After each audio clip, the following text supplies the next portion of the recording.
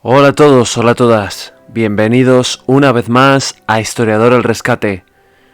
En el video podcast de hoy, dependiendo de si me estáis escuchando por YouTube o por iVoox, vamos a viajar hasta la Segunda Guerra Mundial.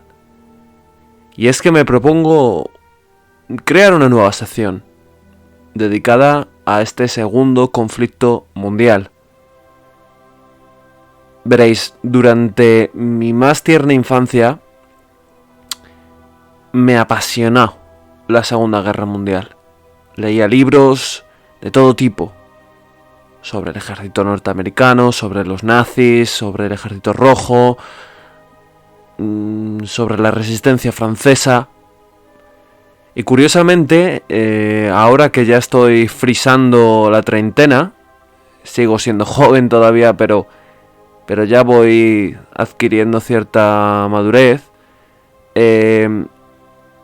dejé un par de años de interesarme en la Segunda Guerra Mundial, en el sentido de no leer tan a fondo, porque llegó un punto en el que verdaderamente, y sin intentar sonar pretencioso, me empaché de todo lo que había leído. Entonces empecé a investigar de otros conflictos. Obviamente la Primera Guerra Mundial también es súper importante si queremos entender la Segunda. Pero hace unos días, con todos los temas que están saliendo ahora de actualidad, ¿no? Y sobre todo el nuevo tema en especial, que es el problema ruso-ucraniano, ¿no? Y que aprovecho para hacer publicidad y recordar que tenemos en el canal como 4 o 5 programas dedicados a primero la guerra civil ucraniana del 2014, luego cómo ha ido evolucionando todo el conflicto, e intentando explicar desde un punto de vista geopolítico qué es lo que está ocurriendo.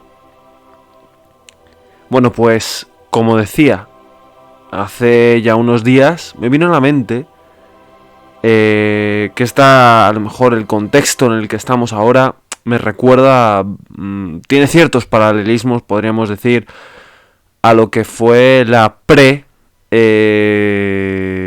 guerra o la antesala de la Segunda Guerra Mundial. Esa década de los 30, un poco tumultuosa, salvando las distancias, evidentemente. Así que me dije a mí mismo, ¿por qué no? ¿Por qué no llevar al canal una nueva sección de la Segunda Guerra Mundial? ¿Por qué no volcar todo el conocimiento que tienes, fruto de las lecturas, de las miles de películas, documentales y archivos y libros que has estado investigando a lo largo de estos años? Incluso he publicado varios artículos sobre la Segunda Guerra Mundial y también sobre la Primera. En concreto sobre los Fallschirmjäger, disculpad mi alemán, en Creta, con Model ahí a la cabeza, y la batalla de Stalingrado, que para mí es la madre de todas las batallas de la Segunda Guerra Mundial. Así que quería anunciaros que efectivamente con este programa de hoy vamos a empezar a hablar de la Segunda Guerra Mundial. Viajaremos a lo largo de los distintos programas por todos los frentes de guerra, por hechos curiosos, intentando entender la mentalidad, el por qué ha estallado la Segunda Guerra Mundial y dando un enfoque interesante, o al menos yo lo considero así, divertido y ameno. Es por ello, ya que este es un tema del cual se ha escrito muchísimo y hay grandes expertos y vamos, tenéis fuentes de información a vuestro alcance, una barbaridad, ¿vale? En cuanto a cantidad se refiere, de fuentes de información. Me gustaría tocar un tema dentro de la Segunda Guerra Mundial que, aunque suene irónico, es bastante desconocido. Y por eso he elegido la Operación Unthinkable, o Operation Unthinkable en inglés. Traducido a nuestro castellano sería la Operación Impensable. Así que viajad conmigo, por favor, en este programa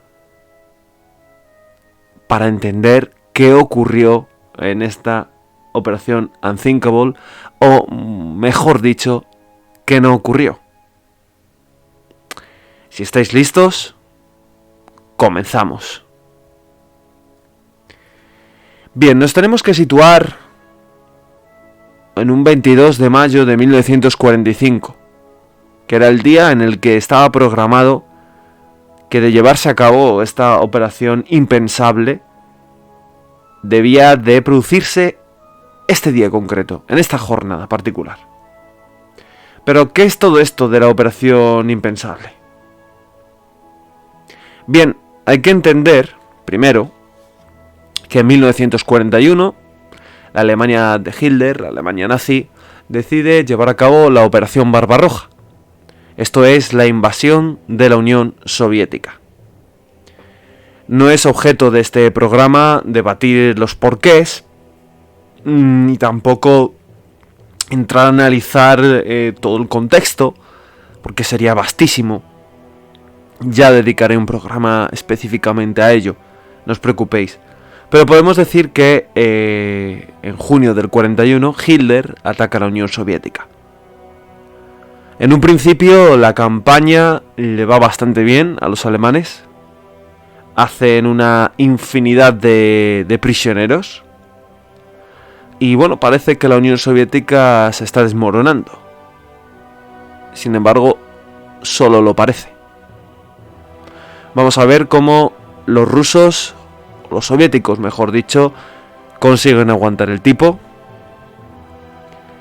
Y además llega el invierno. Ese invierno ruso que todo lo puede, que ya el general invierno pondría las cosas muy difíciles para Napoleón Bonaparte, pues se las pondrá muy difíciles también a los alemanes. Tenemos también que los japoneses, al no atacar la Unión Soviética, permitieron a los soviéticos, a los rusos, llevar sus divisiones siberianas hacia el frente de batalla. En cualquier caso, tenemos que, como consecuencia, sobre todo de la zona de la operación oriental, ¿no?, de la operación Barbarroja y del frente oriental, los alemanes van a perder una enorme cantidad de recursos, tanto materiales como en vidas humanas, y verdaderamente eso va a ser el punto de partida de la derrota de los nazis. Tampoco hay que olvidar que las tropas soviéticas fueron sostenidas por el apoyo de los aliados, sobre todo en cuestión de materias primas. Pero digamos que fueron los soviéticos los que pagaron el precio de la sangre para hacer retroceder la maquinaria de guerra casi perfecta, casi, que suponía el ejército alemán. Bien, saltamos ahora en torno a finales del 44, principios del 45.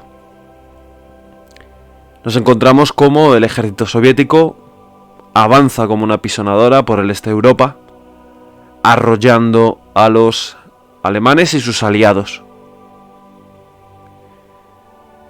Stalin había pedido a los aliados que abriesen un segundo frente en Europa, y les costó porque la verdad que los aliados tenían, es decir, Inglaterra fundamentalmente y Estados Unidos tenían en mente las matanzas que habían ocurrido en la Primera Guerra Mundial y no querían que esto se volviese a repetir. Finalmente tenemos que el 6 de junio de 1944 se produce el día D, el desembarco en Normandía. Y a partir de ahí surge ese ansiado segundo frente que demandaba Stalin. Pero no hay que olvidar, y esto pocas veces se menciona en los colegios, en los institutos, en los documentales, en los libros de historia, al menos no en los buenos, no hay que olvidar que se va a producir entre los aliados una carrera por llegar a Alemania, por ir liberando territorios. ¿Por qué esta carrera? Winston Churchill, el primer ministro británico, era consciente de que los comunistas iban a ser una amenaza en el futuro más inmediato para la seguridad de Europa y del mundo libre.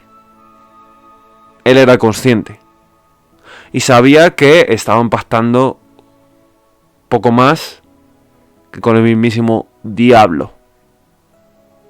Los americanos es cierto que también eran conscientes, pero mucho menos. De hecho, la sociedad norteamericana veía a Joseph Stalin como el Uncle Joe. Así lo vendieron la propaganda norteamericana. Los soviéticos tenían prisa por llegar a Berlín. ¿Por qué? Bueno, aparte de, obviamente, ir liberando territorios que luego, una vez con el ejército rojo ocupándolos, iba a ser muy difícil que los aliados le pidiesen cuenta para que los desalojasen. Lógicamente, una vez tú ya entras con las tropas, con los tanques y con tu artillería, ven aquí si quieres el territorio, ven y cógelo. Molón lave, como dirían los espartanos de las Termópilas. Por ello, eso es un motivo. Y el segundo motivo, ¿vale?, va a ser que Stalin quería llegar a una zona de laboratorios, el Max Planck, creo recordar, en el cual los alemanes llevaban a cabo, como buenamente podían, experimentos con las futuras armas nucleares, porque los alemanes tenían un primitivo plan por desarrollar las armas, las bombas nucleares, la bomba atómica.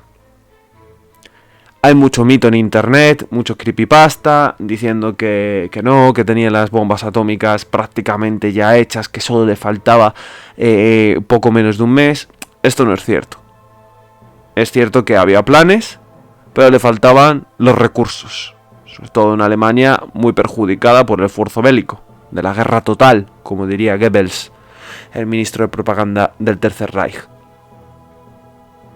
Sin embargo, los rusos necesitaban hacerse con documentación secreta de estas investigaciones nazis y sobre todo con el personal científico, los cuales obviamente no se les iba a represaliar. No tuvieron la misma suerte las mujeres berlinesas, las cuales sufrieron violaciones en masa por parte del Ejército Rojo.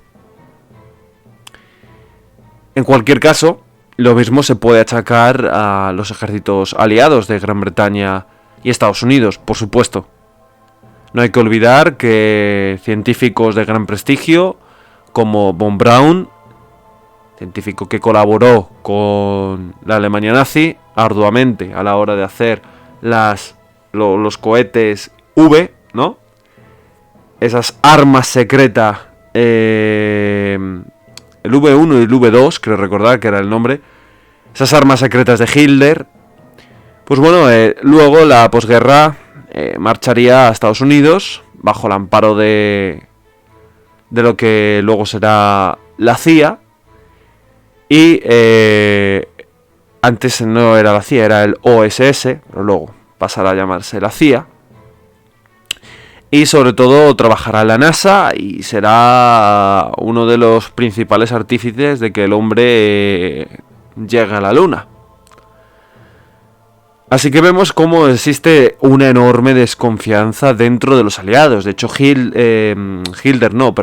Stalin tenía una paranoia total con que los aliados estaban evitando desembarcar en Francia, porque la operación preparada les llevó 4 años, y estaban evitándolo supuestamente, según Stalin, porque querían que los rusos se desgastasen económica y militarmente para luego así coger y derrotarles.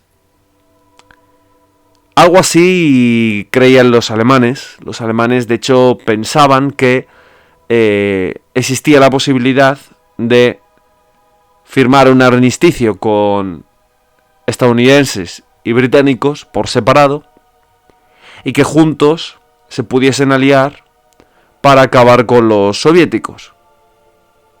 Y esta posibilidad fue comentada dentro de las élites del régimen nazi, de hecho por un tal Heinrich Himmler, el jefe de las SS, el cual de hecho llegó a contactar con los aliados, pero obviamente las conversaciones no tuvieron éxito. Hitler, es más, siempre quiso pactar con los británicos. Se cree que en Dunkerque, cuando la Wehrmacht arrasa con Francia, se cree que esa liberación, ese rescate, mejor dicho, de los británicos, de sus soldados, que había quedado la fuerza británica expedicionaria atrapada tras la implosión de Francia ante el apabullante avance de la Blitzkrieg germana, pues se cree que fue por voluntad del propio Hitler, como un gesto de, bueno, os hemos derrotado, vamos a firmar la paz en mejores condiciones. Difícil es saberlo, si fue un error de cálculo por parte de los alemanes, o un error de Hitler, o las intenciones que tenía Hitler. En cualquier caso, si verdaderamente estas fueron sus intenciones, sabemos que fue un error, porque que los británicos pudiesen rescatar épicamente a su ejército les dio más fuerzas para seguir luchando. Otro gallo hubiese cantado si hubiesen acabado prisioneros o directamente muertos. En cualquier caso, esa ensoñación que siempre se nos ha vendido de los nazis de pactar con por separado con los aliados, pues no es tan ensoñación. Sobre todo si tenemos en cuenta la operación Unthinkable. Hemos dicho que entre aliados y soviéticos había una fuerte desconfianza que se reservaba en petit comité, evidentemente, de cara al pueblo eran grandes aliados, se daban la mano sus soldados, intercambiaban pitillos y Uncle Joe era un bonachón. Nada que ver con la figura real de un dictador tan infame como Joseph Stalin. Esto responde a campañas de desinformación que a día de hoy incluso pues todavía suceden, claro que sí. Vemos cómo se blanqueó a dictadores como Muammar el-Gaddafi, ¿no? Ese dictador libio. Como diría Tony Blair, Gaddafi era un hijo de puta, pero era nuestro hijo de puta.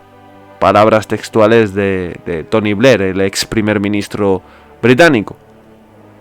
Y bueno, sabían que era un terrorista, pero se le vendió como un amigo de Occidente. Hasta que, allá por el 2011, dejó de ser útil a Occidente y vemos cómo la OTAN, pues, ayudó a que le desalojasen su propio pueblo y acabó, pues, siendo asesinado.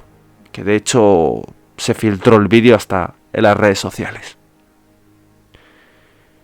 Entonces vemos que estas campañas de información no eran para nada solo típicas de esa época, sino que a día de hoy, por supuestísimo, están en pleno auge. La operación Unthinkable, debido a esta desconfianza, se va a empezar a fraguar en la mente de Winston Churchill, sobre todo debido a Yalta. En febrero del 45, cuando ya se ve que la guerra, al menos en el frente occidental, el frente del Pacífico sería otra cosa, aunque no iba mal la situación para los americanos, pero en el frente occidental se veía que Alemania tenía los días contados.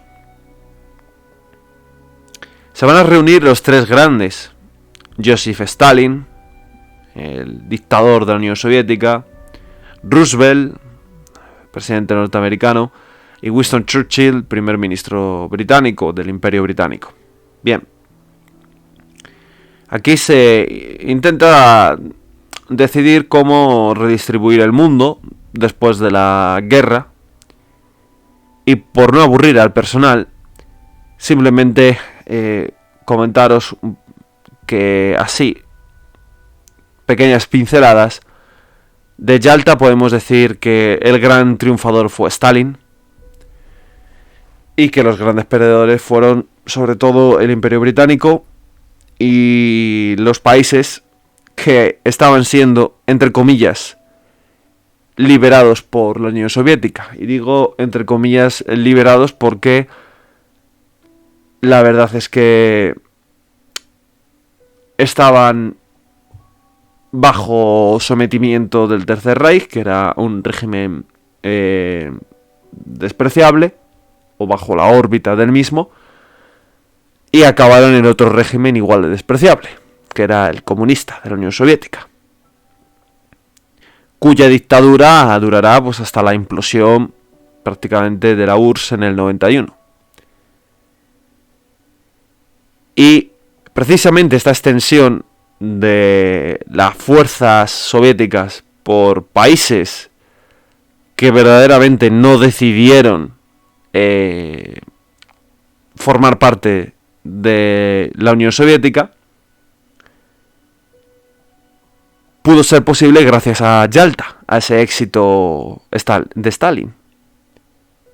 Y además, fijaos, la Segunda Guerra Mundial, mencionar que uno de los principales motivos que llevaron a la explosión de la misma fue precisamente la invasión soviético-germana de Polonia.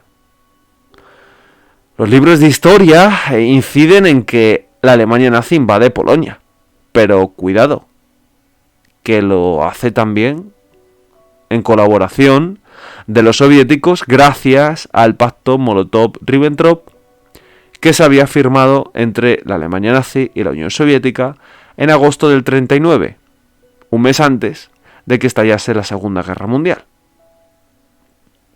Por lo tanto, al igual que Alemania había sido uno de los principales culpables a la hora de explicar el estallido de esta guerra, la Unión Soviética no podemos olvidarnos que también lo fue. Si precisamente esto se olvida, es debido a estas campañas de desinformación, porque hay que justificar, ¿no?, que la Unión Soviética luchó por la libertad, cuando es algo falso, luchó por sus intereses, evidentemente. Esto no me impide apreciar la belleza de sus himnos y de su propaganda, ¿vale? De hecho, este programa ha comenzado con un himno soviético, Guerra Sagrada se llama, el cual pues tiene una epicidad incomparable con cualquier otro himno occidental, al menos que yo conozca. Y sobre todo los polacos no olvidan Yalta, porque la guerra estalla, como decimos, porque Francia e Inglaterra, el Imperio Británico, no están por la labor de permitir que Alemania se haga tan poderosa y se extienda a Polonia. No están por la labor. Es una cuestión de geopolítica. Entonces la guerra había estallado no por acabar con el obtuso y malvado régimen nazi, sino por evitar que éste tuviese demasiado poder en Europa y pudiese suponer una amenaza para el Imperio francés y el Imperio británico. Y, en teoría, por la libertad de Polonia.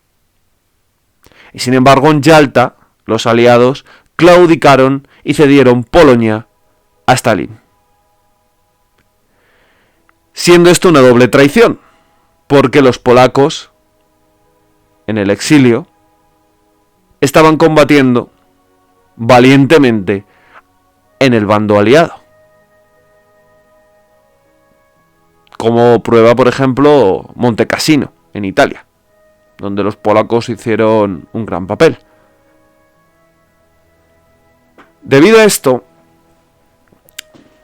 Winston Churchill no se fiaba evidentemente de Stalin, como estamos viendo, Y como hemos dicho, sabía que ese omnívodo poder y esa avidez por conseguir nuevos territorios que tenía el dictador georgiano iban a provocar, o podrían provocar, una nueva guerra. O luego más tarde se llamaría Guerra Fría, ¿no? Que en muchos momentos de la historia, pues como sabemos, no fue tan fría. Así que Churchill decide plantear a su círculo de máxima confianza la operación Unthinkable. Sobre todo tras la caída de Berlín y la muerte de Adolf Hitler, suicidado en su búnker, ¿no? Los soviéticos han conseguido tomar Berlín, han pagado el precio en vidas, pero han vendido también su campaña publicitaria, sobre todo con la famosa fotografía del Reichstag. Alemania en aquel momento, durante poco menos de 20 días, 25 días, creo que fue, del 1 de mayo al 24 o 25 de mayo del 45, va a estar gobernada por Karl Donitz, que era el jefe de la Kriegsmarine, que fue un fiel seguidor de los designios de Adolf Hitler. Por eso el mismísimo Hitler le nombra su heredero político en su testamento. Así que Churchill, como decía, tenemos que, preocupadísimo por el poderío soviético, decide reunir a su círculo de máxima confianza y a sus generales que actúan como su mano derecha, y les pide que organicen esta operación Unthinkable. A partir de aquí os voy a leer, está disponible una copia digitalizada en los British Archives, ¿ok? Archivos británicos, y me he hecho con una copia de este documento y os lo voy a leer. Lo he traducido del inglés al castellano, así por encima. No os voy a comentar todos los puntos porque es un poquillo largo, pero sí los puntos más generales que creo que os van a gustar sobre esta operación secreta, la operación Unthinkable, impensable, que estaba programada, como hemos dicho, el 22 de mayo de 1945. Bien, dice así, leo textualmente. Primero, hemos examinado la operación impensable y en base a nuestro examen hemos llegado a las siguientes conclusiones. La empresa tiene todo el apoyo de la opinión pública, del Imperio Británico y de los Estados Unidos, y consecuentemente la moral de las tropas británicas y americanas continúa alta. Segundo, el Imperio Británico y Estados Unidos encontraría el apoyo de las fuerzas armadas polacas y el ejército alemán, y lo que queda de la capacidad industrial alemana. Tercero, el apoyo de los países occidentales también está fuera de toda duda, aunque en estos países no tendríamos bases militares en las que operar. Cuarto, no cabe duda de que Rusia, en caso de ataque, se aliaría con el Imperio japonés. Quinto, la fecha de las hostilidades empezaría, presumiblemente, en julio de 1945. El objetivo político es imponer sobre Rusia la voluntad de los Estados Unidos y la del Imperio Británico. A partir de aquí se abren dos posibilidades. Un rápido éxito podría someter a Rusia a nuestra voluntad, o tal vez no. Esto depende de los rusos, si ellos quieren la guerra total o no. En cualquier caso, si ellos quieren la guerra total, se encuentran, sin duda alguna, en la posición de tenerla. Se plantean, como decimos, dos posibilidades. Posibilidad A. el ataque aliado consigue un rápido éxito y esto haría que los rusos aceptasen una redistribución del poder en Europa. Aquí están haciendo referencia a que Polonia cayese en la órbita de los aliados fuera de el comunismo. Y la posibilidad B, una guerra total, la cual sería la más plausible. En esta guerra total sería sin duda una guerra larga y requeriría de dos cosas. Primero, una masiva movilización de tropas y del todo poderío industrial de Estados Unidos en Europa. Segundo, reequipar y reorganizar al ejército alemán y a los aliados occidentales. El planteamiento es el siguiente. En Centro Europa, el ejército rojo cuenta con una superioridad de 3-1 sobre los aliados, a pesar de que el ejército aliado se encuentra bien pertrechado, con buenos materiales y con una moral alta. Sin embargo, los mandos soviéticos son de gran calidad y las tropas, aunque diezmadas, también se encuentran con una moral alta. Bueno, pues estas son las líneas generales de la operación Unthinkable. Concluye el documento diciendo que lo más probable es que fuese una guerra total, comentando lo que se necesitaría para llevar a cabo esta guerra total. Uno de los puntos no aliados es invadir la zona de Polonia moviéndose con 8.000 tanques, nada más y nada menos.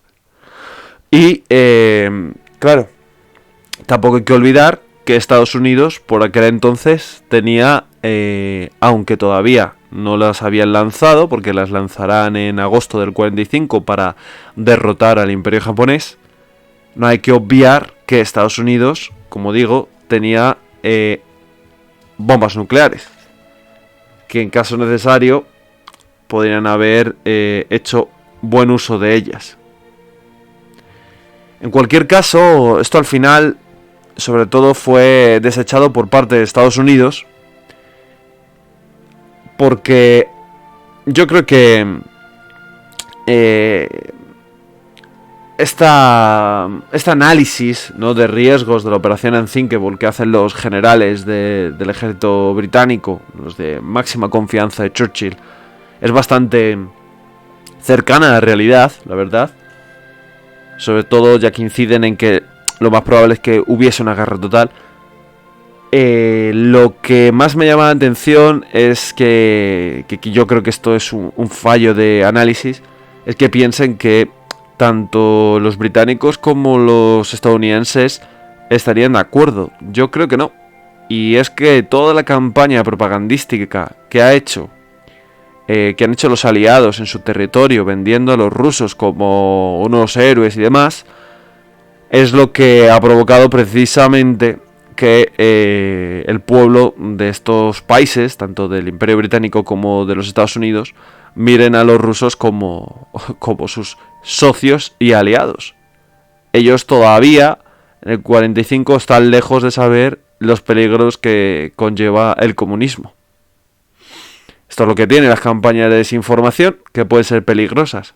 Y en segundo lugar, llama la atención, aunque no tanto, visto esas ideas que tenían algunos generales, ¿no?, y miembros del partido nazi, de pactar con los aliados para en conjunto ir a acabar con los soviéticos. Pero llama la atención que quede plasmado en papel, efectivamente, que tendrían que dar dinero y recuperar la capacidad industrial alemana y las tropas que quedasen para enfrentarse a los comunistas. O sea, cuanto menos curioso. Un ejército que evidentemente sería, pues, en su espíritu, el nacionalsocialista. Así que esto sirve para demostrar que en la guerra solo hay intereses, más allá de las ideas. Las ideas es algo que se vende para atraer a la población a una supuesta causa justa y para que ésta dé a sus hijos y a sus jóvenes y así se dejen matar. Porque evidentemente vemos que aquí solo hay intereses. Y si hace menos de un mes los americanos, los británicos, canadienses, franceses, etcétera, han estado combatiendo en el frente occidental a los nazis y muriendo en el proceso, muchos de ellos o resultando heridos, pues de llevarse a cabo la operación Unthinkable, pues bueno, se vendería evidentemente a los alemanes como los pioneros en la lucha contra el comunismo. De hecho, algo que no he leído, pero que viene en esta nota secreta, ¿no? En este análisis secreto clasificado del ejército británico, de la operación Unthinkable, es que las líneas de invasión que tendrían que llevar a cabo la fuerza anglo-estadounidense serían las mismas que las que utilizó el ejército nazi allá por 1941. Y de hecho comentan que uno de los principales problemas y temores de este ejército aliado sería la enorme vastedad, si me permitís la expresión, la enorme grandeza del territorio, la enorme extensión de la Unión Soviética, que llevaría a casi hacer impensable, nunca mejor dicho, una invasión. Finalmente, como digo, esto quedó desechado por parte de los norteamericanos, que eran verdaderamente quienes mandaban dentro de los aliados, y al final no se llevó a cabo. Algo que, bueno, para la humanidad yo creo que fue algo positivo, porque no llevó a una tercera guerra mundial, que es lo que hubiese ocurrido. Los estadounidenses además estaban preocupados por cerrar el frente del Pacífico cuanto antes, porque es cierto que iban avanzando y sometiendo a los japoneses, pero a un precio terrible en bajas humanas, tanto que los americanos no querían pagar ese precio, no estaban dispuestos a seguir pagándolo, y por eso decidirán el 6 de agosto de 1945 lanzar por primera vez en la historia de la humanidad las bombas atómicas en Hiroshima y Nagasaki, ¿no? Entre el 6 y el 8 de agosto. Y bueno, sabemos que los japoneses en un principio, a pesar de recibir el impacto de bombas nucleares, no querían rendirse, y será un golpe de estado palaciego el que permitirá rendir al pueblo japonés con un mensaje radiado por parte del emperador Hirohito.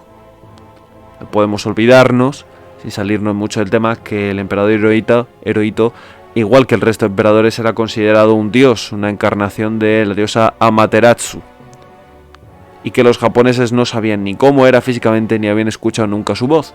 Por lo tanto, radiar ese mensaje por primera vez en la historia supuso que muchos japoneses se desmayasen, se quedasen en shock, porque estaban escuchando la voz de un dios que les hablaba. Pero bueno, eso es otra historia. Espero que os haya gustado de verdad este primer programa dedicado a la Segunda Guerra Mundial, a la operación Unthinkable, que como curiosidad le llegaron a decir a Churchill que era verdaderamente unthinkable, era verdaderamente impensable. Y si os ha gustado, pues por favor compartidlo con vuestros amigos, vuestras amigas, vuestra familia en general, o compañeros de trabajo, o todo aquel friki en el buen sentido de la Segunda Guerra Mundial, o simplemente ávido por tener más conocimientos y una visión distinta, ¿no?, del mundo. Y suscribiros al canal de YouTube, Historiador del Rescate, o al programa, su versión hermana de iVoox, que es también Historiador del Rescate. Nos vemos, si Dios quiere, en una semanita para otro programa. Y como siempre, desearos que seáis buenos y seáis muy felices. Chao.